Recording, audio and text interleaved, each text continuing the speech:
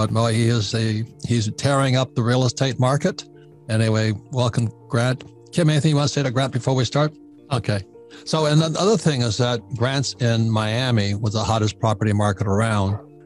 Kim and I are in Scottsdale, and we just closed on a property in Austin, Texas, which is the hottest of hottest. Yes. But the point we want to get to here is why people are moving. First of all, the migrations. And if I could shamelessly plug my book here, it's called The Capitalist Manifesto. It comes out, it's not really a real estate book, but it's about why communism is taking over America, and it's taking over cities like San Francisco. So it's not about San Francisco, but one of the reasons people are leaving San Francisco is I have a chart of human feces.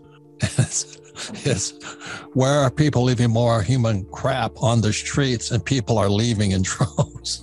And it's kind of an interesting market, that would happen. Kim and I had to close a property in Portland, get out of it, because the tenants couldn't get to it because there were so many homeless stacked up around it. Is that correct, Kim? So the other thing we're talking about here is this, you raise a lot of money. And I meet so many people, so I'd like to buy real estate, but I don't have any money. So, you idiot. The reason you buy real estate, you're supposed to use other people's money. So let me say this much, is the easy part is raising the money.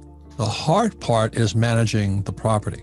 And I think that's what people forget, because when Kim and I first started out, the managing a property is the biggest business of all.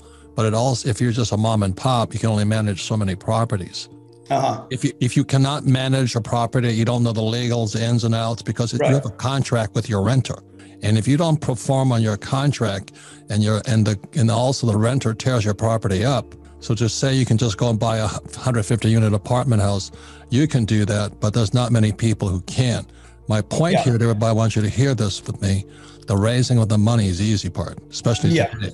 It's managing the property and making it turn a profit for the long term, and also protecting the asset with the legal contracts is where people fall down. In my opinion, it's easy to raise money today. To say to somebody to buy, a 400 unit apartment house and just manage it, I think they're going to, be the skip of the Titanic. But to me, is the management of the property and making it turn a profit is the hard part today. The raising the money is easy. There's a lot of financing for it. People want to throw their money at you. We do not. I agree with him. The hard part is finding a great deal, closing the great deal, financing it, but also then managing it. Because if you don't manage it well, that's when you lose the deal. He's saying is that Kim and I do not recommend, yet you should listen to him. Because this is the big difference with real estate. It's not liquid. And liquidity is one of the biggest things you need to realize when you're investing. For most people, they should just buy a mutual fund, and or a stock or a bond or an ETF.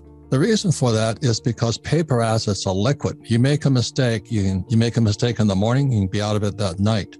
You make a mistake with a piece of real estate and it's a really bad deal, you write that sucker down. Or the mistakes just pile on. So in real estate, the most important thing, as Grant says, is how do you find it, how do you finance it, and how do you manage it? Those are the three pieces. If you make a mistake anywhere along those lines, you get crucified. So the word is liquidity. I wouldn't recommend starting with a 200-unit apartment house, because you make a mistake, I don't care how smart you are, you'll still make a mistake. So the lesson here is that management is a big part of it. Raising money is a big part of it. Finding a property is a big part of it.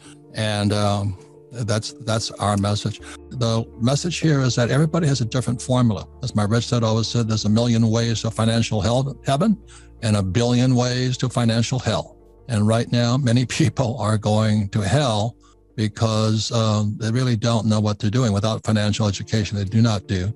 So back in 1996, Kim and I created the cash flow board game so you could understand how financial statements work, income statement, balance sheet, statement of cash flow, the difference between an employee mindset, self-employed mindset, big business mindset, and investor mindset, and all that. So we're just purely educational. And I'd be upfront about it. Grant recommends you just start at 200 units with a partner. I don't recommend that. I mean, you can invest with him and do that, but I would personally not do that. So Kim, why don't we just start with how you got started? Because, I started in Hawaii, and then I started teaching. One of the most dangerous things, they say you never teach your wife golf, and don't teach her about real estate either. Right. And for us, the question is, how do you find a good deal? Well, you got to look. but you got to know what you're looking for, and that takes a while to learn, right? With interest rates dropping so low, that's why people are kind of jumping into real estate because it makes it affordable. But when they drop interest rates, prices go up. And so today, if you talk to most people, we're in a bubble.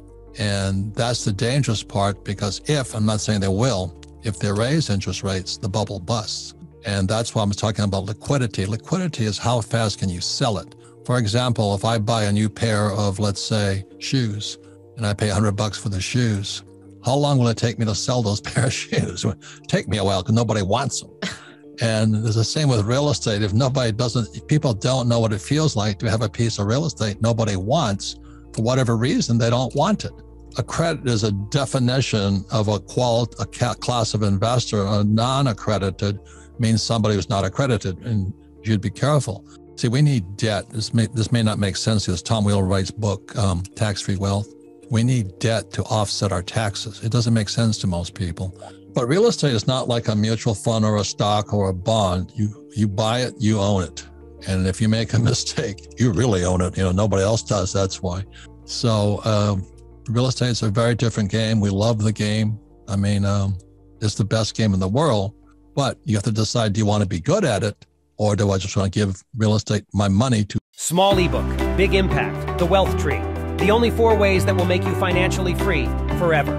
Download it here for free.